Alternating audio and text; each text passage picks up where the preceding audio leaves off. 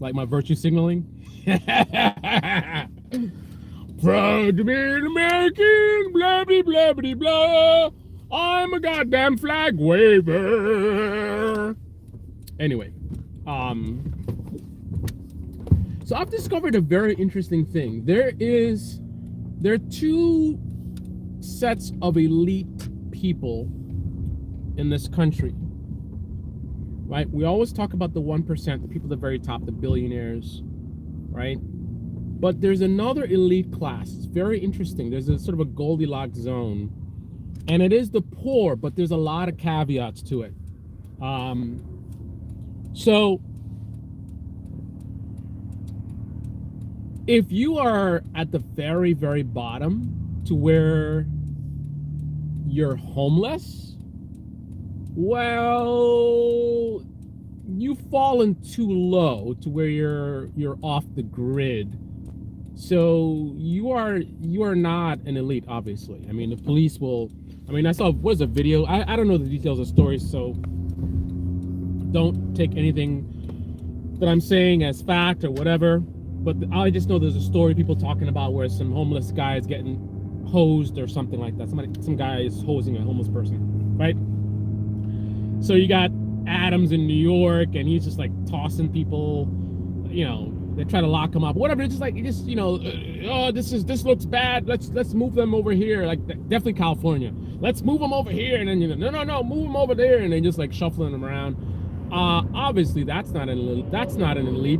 Like what? Where is your power? You're just being thrown around, and then they put some of them. They put them in jail. They come out of jail. They go back in jail.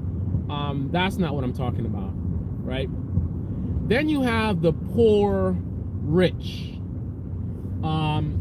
And by rich, that's sort of being facetious because they're being treated as if they're rich, but they're certainly not. And when I say treated as rich, I'm talking about people. You're very, very poor, right? You might. I mean, I don't even know. Maybe a McDonald's worker, or you know, someone. Let's say you're making. I don't know.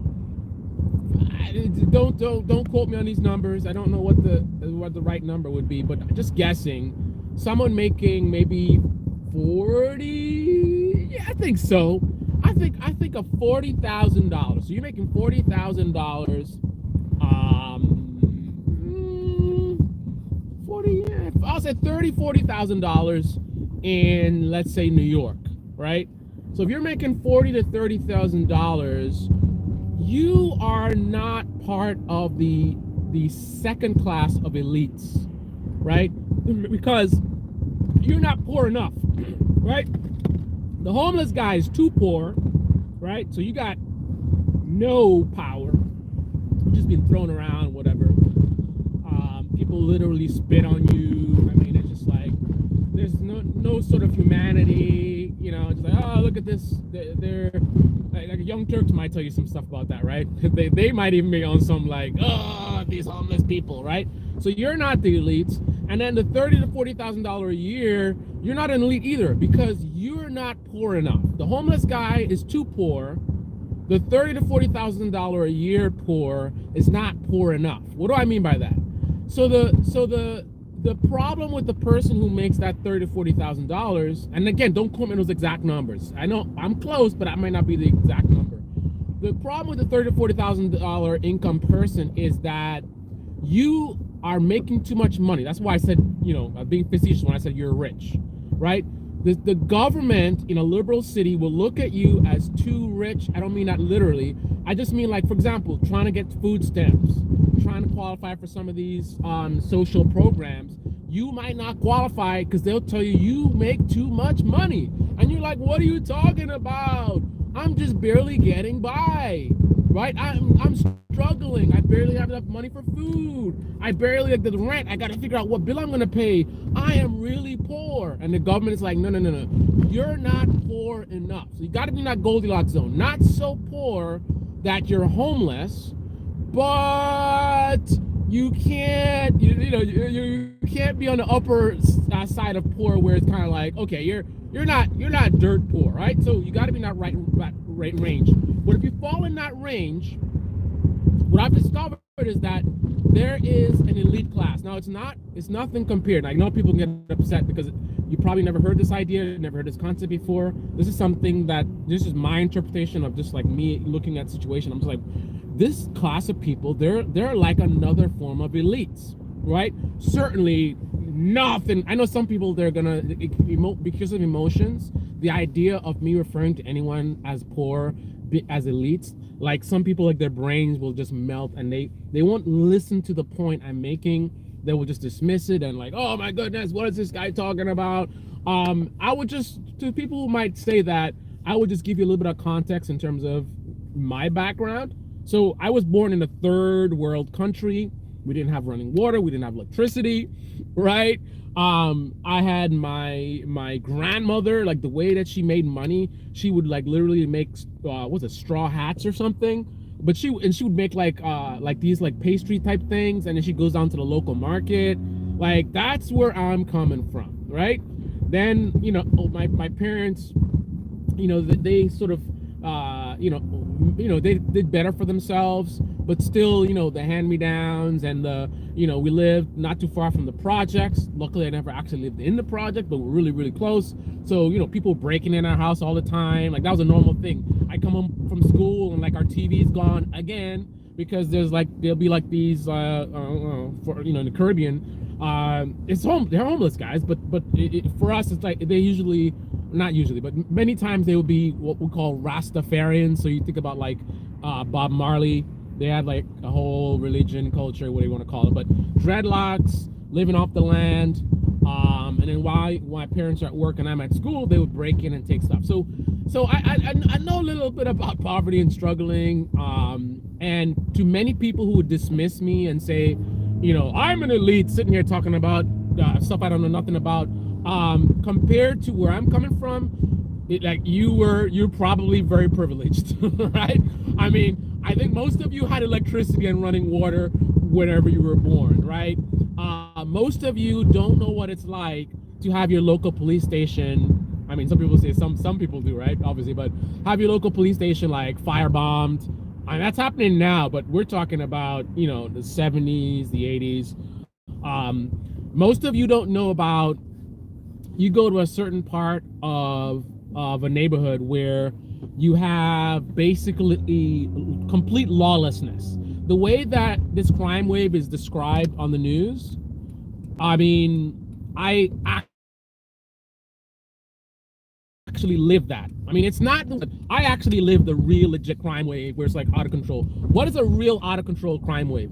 We're talking about the police being afraid to go into certain neighborhoods. We're talking about if you walked into the wrong neighborhood and you were of the wrong political party, I mean, it's the equivalent of if you go in gang territory in California or Los Angeles, and you're in Bloods territory and you're a Crip, right?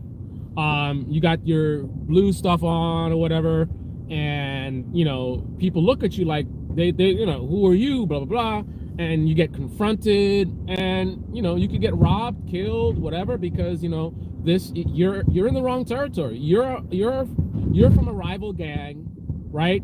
That attitude would be, for me growing up, that's how normal people would be treated. So you're not in a gang, you just vote Democrat or you vote Republican, right? You vote Republican and you're in a Democrat area.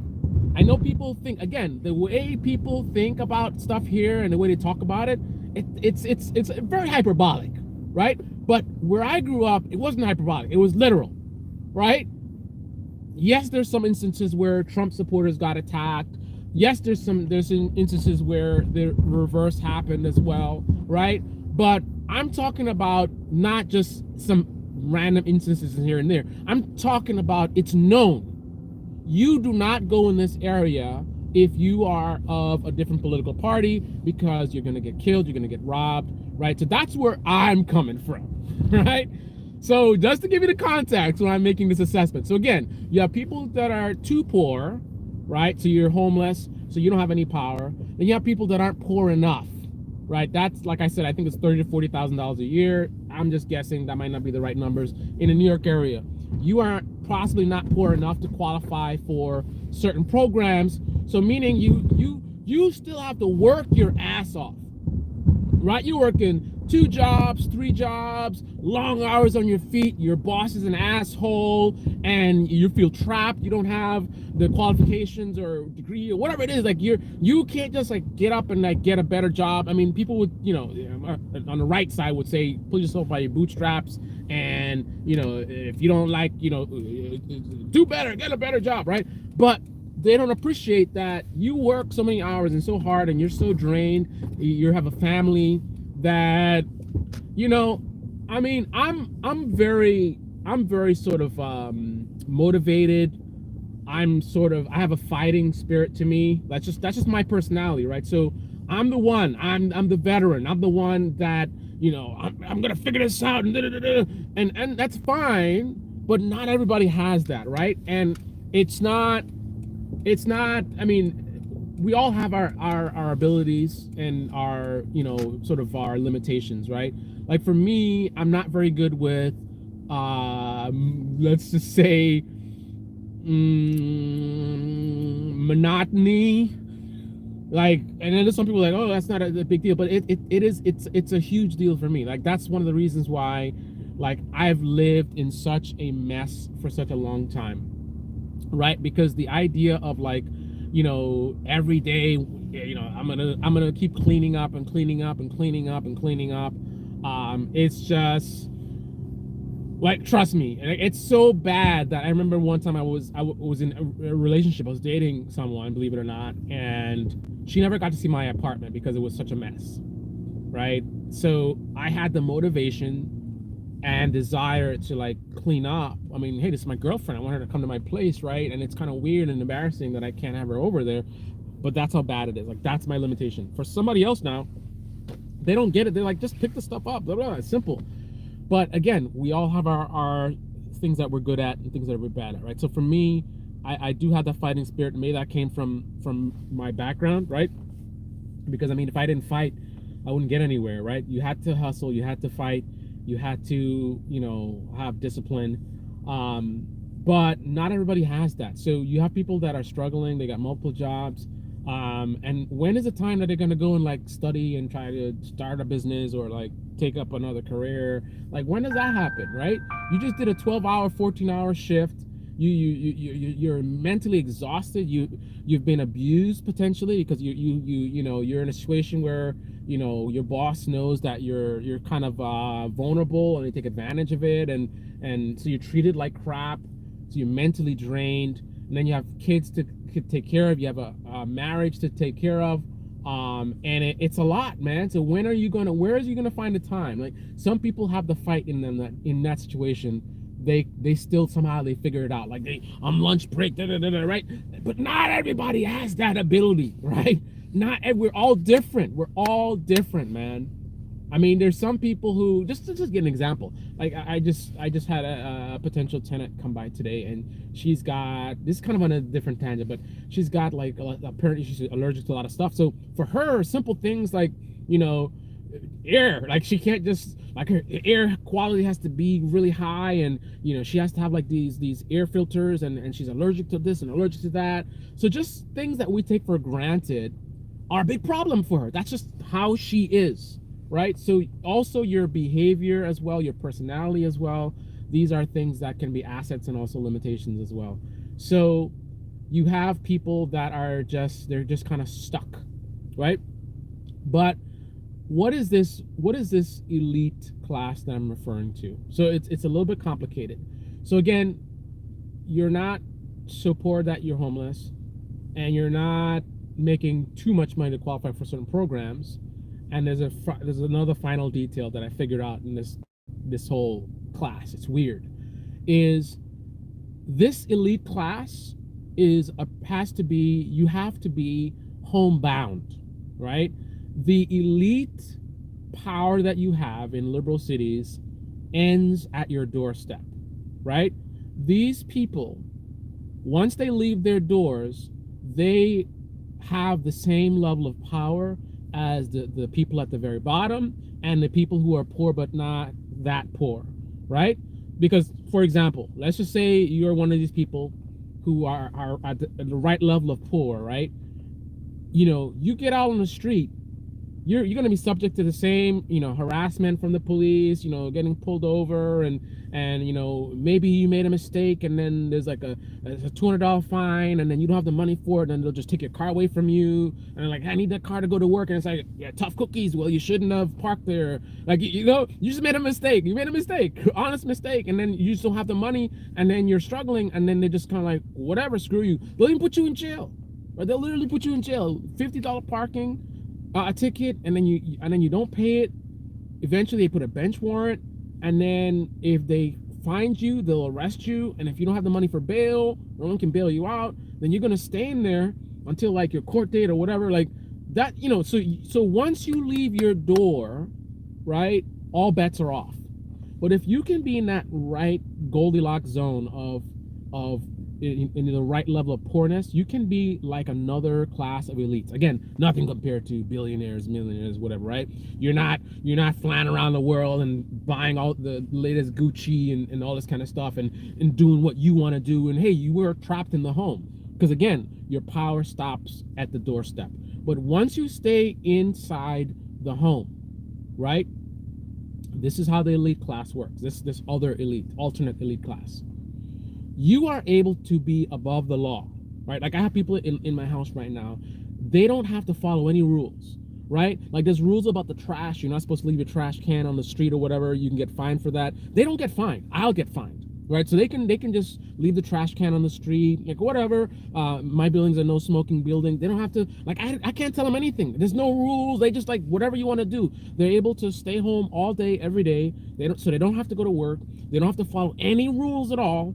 Right? They can even literally commit crimes. Like that's supposedly the one thing they have to follow. They're not allowed to be in there and committing crimes. But the thing is, I have to be able to prove it, right? So now I got to be in the bushes and taking pictures, right? So if you want to like sell drugs out of my house, you can do it, right? Because I can't put cameras in there like to see what you're doing. Like I have to be able, how am I going to document that you're in there selling drugs? So you could literally be in my house selling drugs. You could be child sex trafficking, whatever crime you're doing, just as long as you do it inside so I can't see anything, right? You can be, so not even that rule they have to follow. No rules, no accountability, and untouchable. And they also have, just like the elites at the top, right? You have some like a billionaire, whatever, they have the money, they can hire these fancy lawyers and this and that, and they can do stuff to you, right? Meanwhile, if you don't have money like that, you're just like, you know, you're vulnerable to these people at the top. Like these people at the bottom, they also have that level of power. Like these people, they can pick up the phone and call, you know, fire marshals and code enforcement and whatever, and get me in trouble, get me fined. They can even get me in jail, and not because I've done anything. Not like I hurt them or I did anything crazy, just for spite. They have the entire government basically, and listen, they have the electric company bowing to them. They have the police bowing to them. They have social services. Like the entire government will basically, you know, keep them in this little elite bubble, right? And it's really, really bizarre. I mean, it's so bad. I actually notice every time I Google online for information about like what can I do, the results always come back from a tenant perspective. Like, oh, you have a slumlord. It's really bizarre, right? It's really, really bizarre. It's like I have no rights, no power. I mean, they're able to live in my home for free, do whatever they want. It's a no smoking building. They smoke. They're messing with other tenants. They're leaving trash everywhere. And there's nothing I can do. I can't call, like there's no, like you call any the government, whatever, you call fire marshals, you call code enforcement, you call the police, they won't do anything. But these people who aren't paying anything, they aren't paying electricity, they aren't paying the rent, they aren't paying anything, they can pick up the phone and, you know, rapidly they will get someone to come out and do stuff like, what did your landlord, the landlord is doing such and such, okay, Mr. Landlord, evil landlord, you know, come with us, you know. I mean, just to give you an example, I spoke to the fire marshal about like one of the guys, like they're leaving stuff in the hallway. It's a fire hazard, and again, they don't have to follow any rules. They don't have to. There's no accountability. It's just like above the law. Like they're in this. It's weird. So I said to the fire marshals, like, what can I do if they have stuff in the hallway? It's a fire hazard, and they're refusing to comply, like not leaving stuff in the hallway.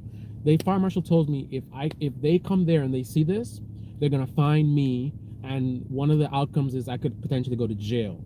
So for a tenant that is leaving stuff in the hallway, refusing to follow the fire code, I can be jailed. Like, this is insanity.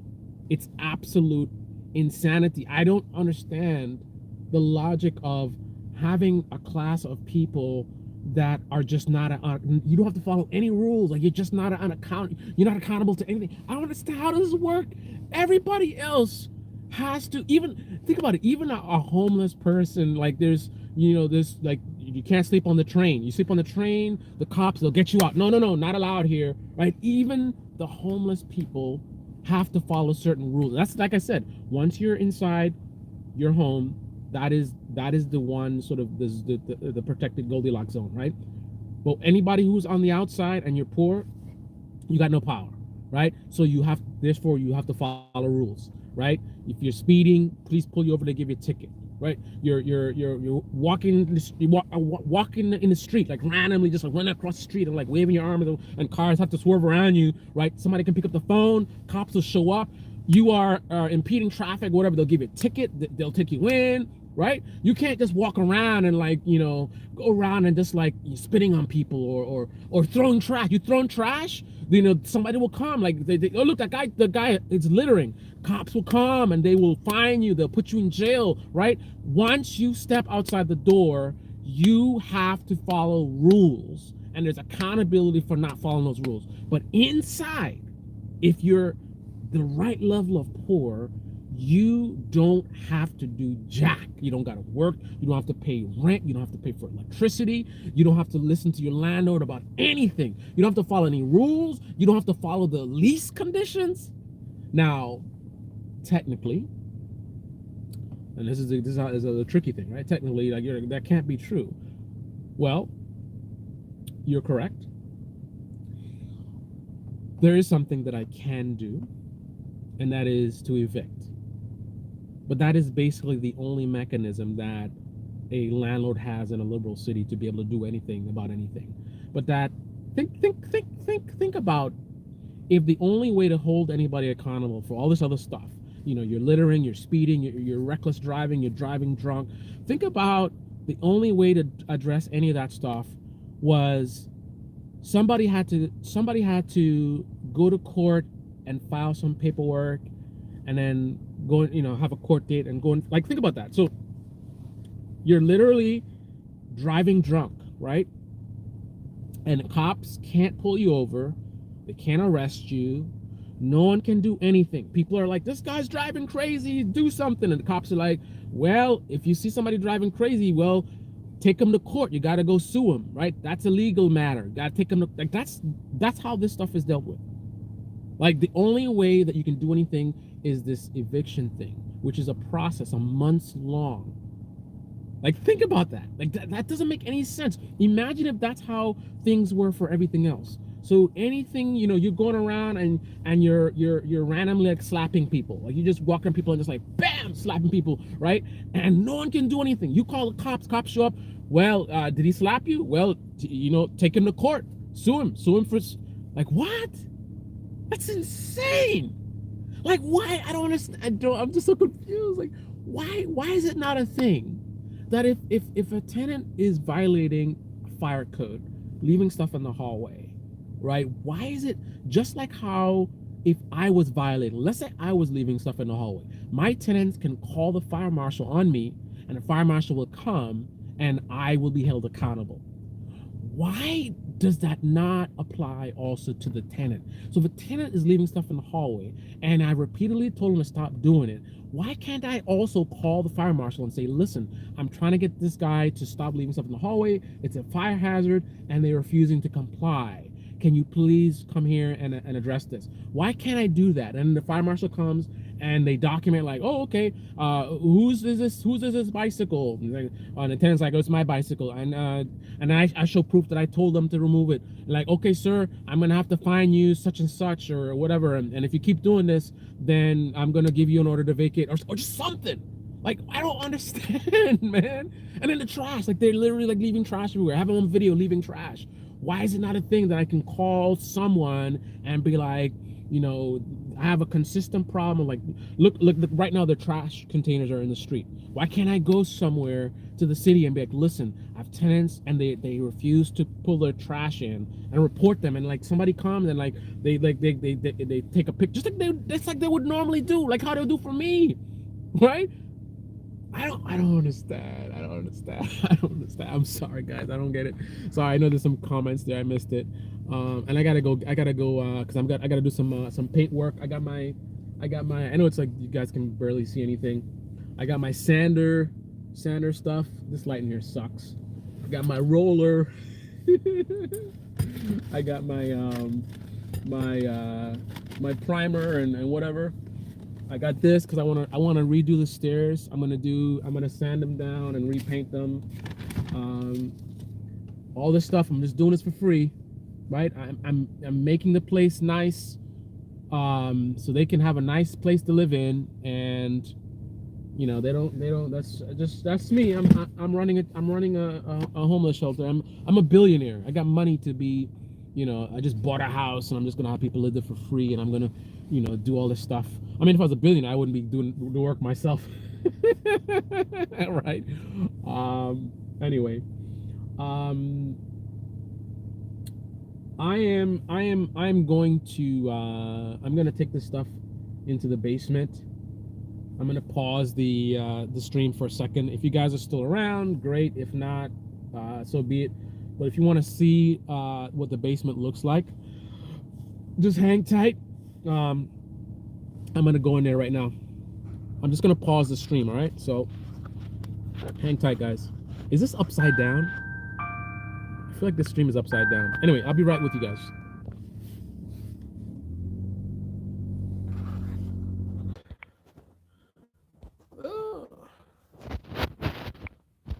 Come on, YouTube. Start streaming your comments. There we go. Jock in the house. Good to see you. 15K or less is considered poverty. Rocky Man Matrix, I think it depends on where you are, because in New York, I think you know, 2,000, 30,000 is pretty poor. I mean, you got $2,300 a month, you know, to comfortably afford that, and that's just like a one. To just afford a normal apartment in a regular area, you need to be making around $95,000 a year. So that, I mean, that's going to be probably in the South somewhere, Florida or something like that, but not in New York. $15,000 a year in New York, you're probably homeless, because I mean you can't afford to live anywhere at $15,000 a year. You're either homeless or you're living with like 4 different people and you're each chipping in on the rent. Despite living and on the edge, it's different from the day to day. Let me have a seat. Ugh. And I'll show you guys around a little bit. Well taken. Calling you at 3 in the morning. Let me turn on this heater real quick. It's cold outside. So it is 39 in here right now. 49% humidity. Let's crank it up for a couple.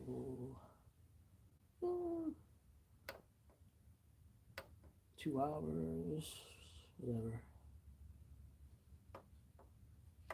Yeah, it's never gonna hit that temperature. Let me close the door. Okay.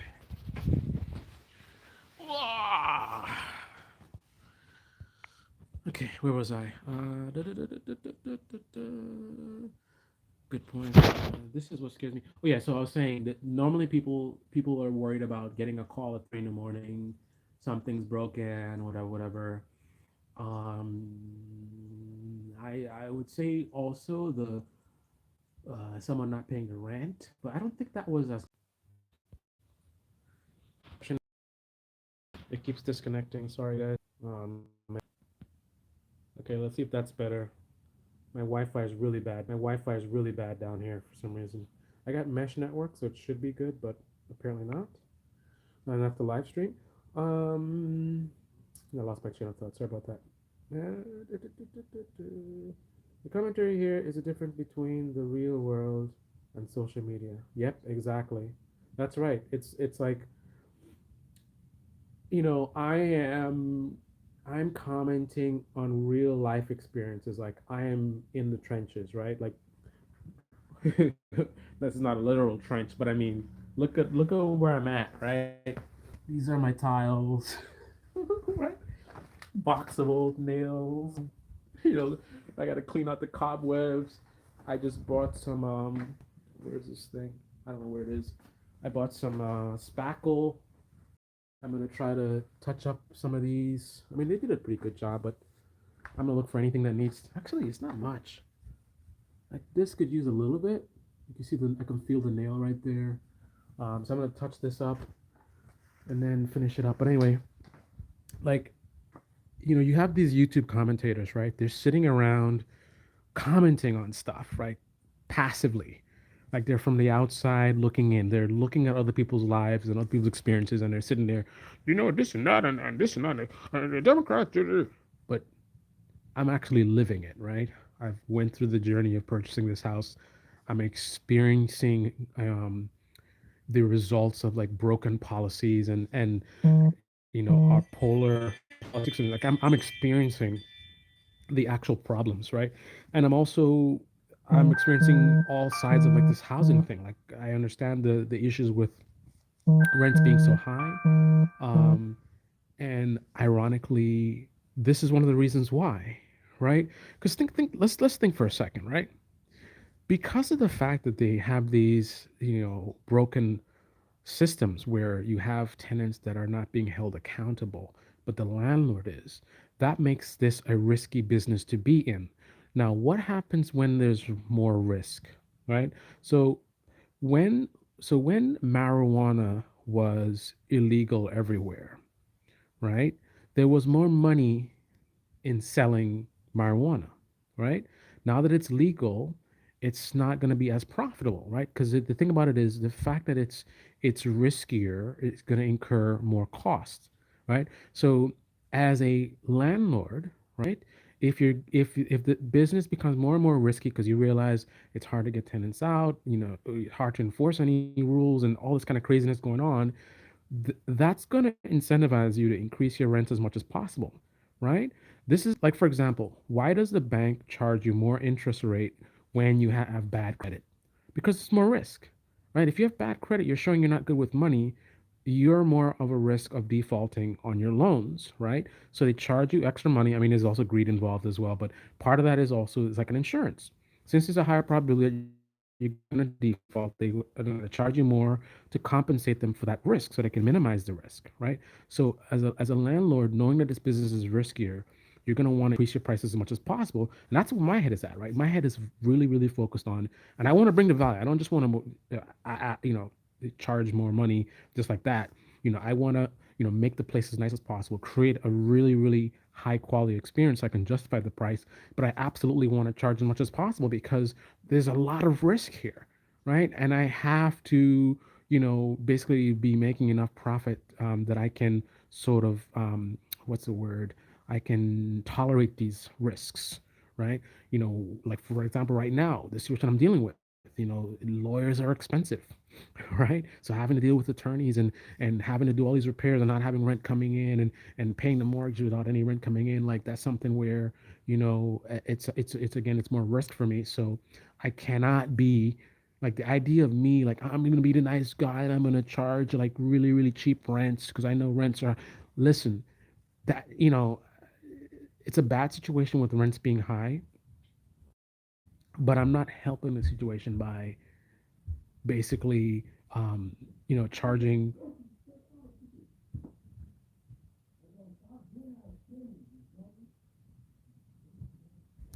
I don't know if you guys can hear that. That's one thing I'm not looking forward to. Like, I can hear the yelling and the screaming and